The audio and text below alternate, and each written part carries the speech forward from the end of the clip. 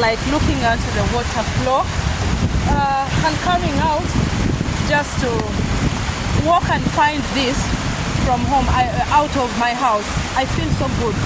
So usually I record this kind of things and I post it, and I feel like those who also watch it, they are like, it's something good for them to just see the water running, flowing, you know.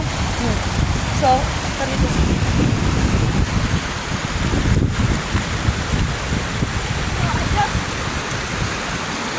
so this makes me feel refreshed. I'm out in nature and having to listen to the sounds of nature at this moment, not any kind of artificial sounds like the sounds of vehicles and all this stuff which are man-made, but coming to listen to the sounds of nature like water, the river is flowing.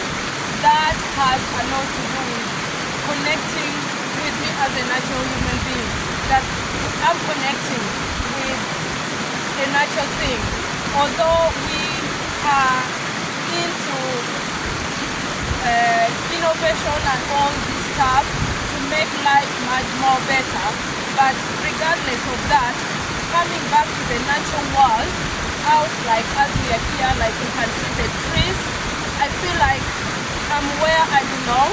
I feel happy, I feel refreshed, and also when I walk out with my friend, as right now we are out for a walk, we are talking, we are discussing world issues, discussing our own life, how we can maneuver around with our children, with our day-to-day living, and choosing the best for ourselves, safeguarding our general well-being, letting certain things be, like as of the book of Mel Robbins, which says, let them be.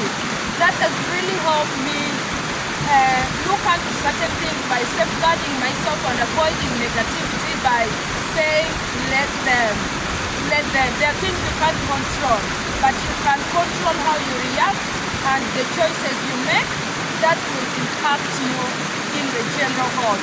I remember today speaking to my dad, I remembered my grandfather lived 103 years, but I'm reflecting on how my grandfather used to live. My grandfather was a person who was very structured and he safeguarded himself that he did not have many people coming around home without concrete reasons. Just people either gossiping, he never entertained any person who is coming to talk about any other person. But our family home was a home which I grew up knowing for solving issues in the community. My grandfather was a community leader, a clan leader, and with that, I felt our home was respected, and I think it's who I am because of what I used to observe. My grandfather took nonsense. He had his routines. When it is his quiet moments, even when we were kids, if we are playing and making noise, I remember grandfather could really react. He didn't work well with the noise. I think after serving in World War II, he went to Egypt. That was when they were taken by the Germans. But my grandfather, I think he suffered post-traumatic disorder, that he did not work well with any kind of noise. I think because of the bombing, the kind of this thing, but he kind of put a clause on that to find a way how to live his life longer. I would say he closed the box of the trauma by focusing on what matters for him. And this is a man who never had any therapist or any, but it was a natural way of protecting himself. And he chose what he was eating. I'm turning 50 soon, but I feel like I'm getting into what my grandfather used to do. Choosing my friend circle, choosing the things that matter for me, what to make me feel. I choose what I eat. I know I sleep. My grandfather had routines of sleeping. He wakes up, he's outside sunbathing like right now, and he will do gardening, and then he goes inside, he takes a shower, eats lunch, and then he takes a nap. Then he wakes up when dinner is ready, he eats, out and start making mats. He used to knit mats. We had mats he was knitting with the palm leaves that we used to go collect the palm leaves in the village, in the forest for him. We dry it out, and then after some time we cook it with color for him. So all this process, it was for him, for his routine that led him to live longer. So when we aged, and he was really lucky that he lived, I would say he lived healthier, he lived a long, healthier life. There is living longer with the chronic diseases. There could be dementia, there could be diabetes, he didn't have that. Although at his age when he died, he had lung infection. But he had lived a long, healthy life by choosing where he can spend his time, by choosing what he eats, but having the routine of sleeping and having no any kind of negativity influencing his life.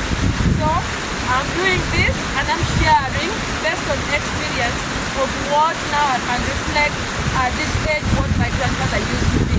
Aging naturally with choosing to live healthier.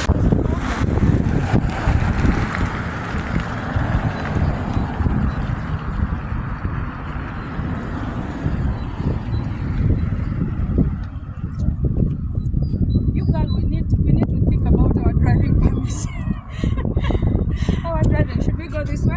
Yeah. Okay. We need to think about taking what? Our driver's license. I know. This is the time. Did I tell you as one colleague asked me, Alice, you don't drink? Alice, you don't drive. Who are you? And I said I'm crystal clean. I'm sober. And I'm not polluting the world. No, I'm not polluting. With fossil fuels. Yes, I'm not polluting the world. So I'm not going to be among those who are polluting the world. I have to be among them. We go up this way or down this way? Do you remember? Was it, I think, this way? I think so. Yeah. That one from here now. And then, yeah, just stop it. It's a dry tree.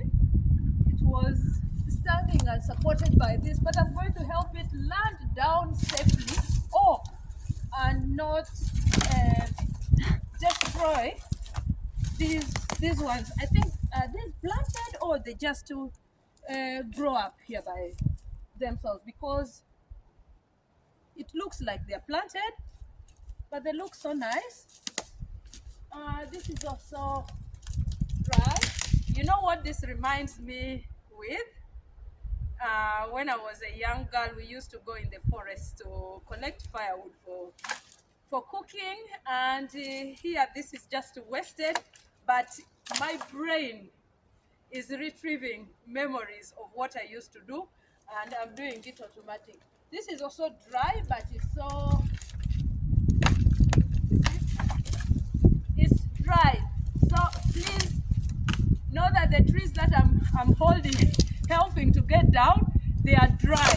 So I'm just getting it off in a way to not fall on the young ones that are growing, because as you can see, come and see, this is already, it's dry, and it was just standing waiting to fall, like you can see that one. So I just helped it to land well, safely. It has done its purpose, so that's it. If it was in my country, this was going to be very good for making food, but you know, we have a saying in my language that a person who does not have teeth is given meat to eat. So while the person who really has teeth does not have access to get meat. So it's like a metaphor, would I say? Yeah, a metaphor. So meaning that, like here, we really don't need firewood for cooking. We have ovens, this and that here. But in my country, this would really be good for cooking. So here it just lands here down, and there are so many.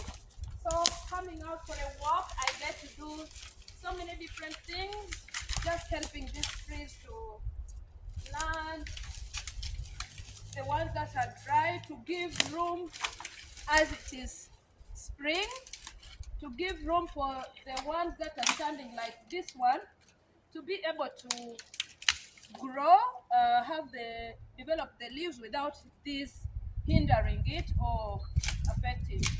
Like this one is just standing here.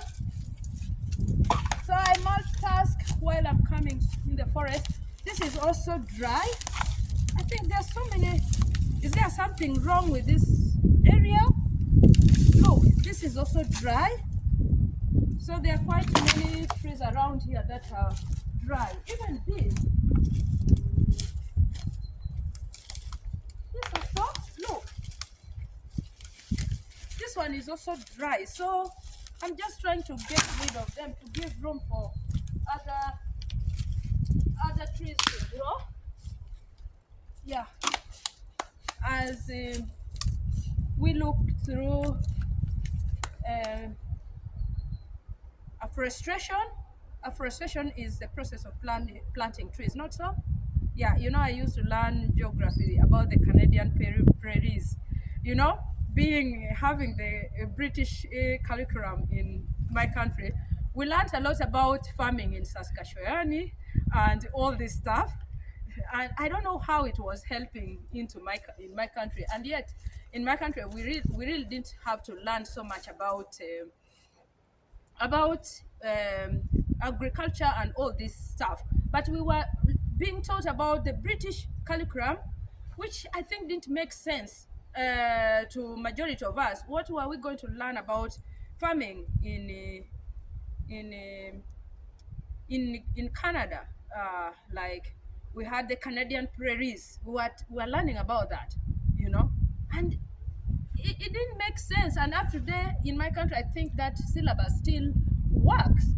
But yeah, we get to learn and got information about that, but I don't know how we're going to really use it on ground in our country. We needed to learn more about the real Ugandan agriculture, growing of crops, cash crops, and all this stuff. But they took us that far because we had to follow the British curriculum.